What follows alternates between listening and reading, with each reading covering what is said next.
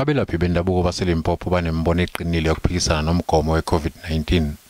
Umpho Makhado owelapha ngamakhambi esintu akayizwa sanhlobo indaba yalomgomo osanda kufika kulelizwe. Whatever we do, we consult with our ancestors.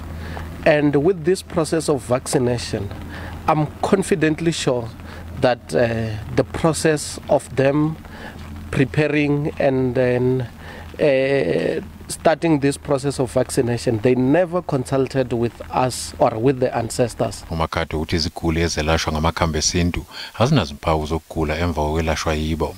I'm feeling very comfortable from the first wave, second wave, even if the third wave is coming, the traditional medicine are still working wonders. ABSATEC Traditional Medicine Practitioners Association banenkolelo yokuthi abelaphi bendabuko nabo kufanele babe yingxenye yabagonywe kuqala. We as traditional practitioners, the Constitution recognizes us very well.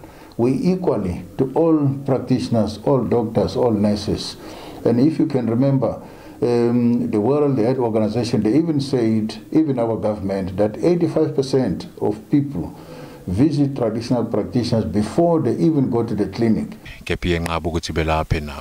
We have a privilege or power that we can consult with our ancestors to say, is this vaccine good for me? Is this vaccine good for me to be vaccinated? And when my ancestors give me go ahead, then I won't have a problem.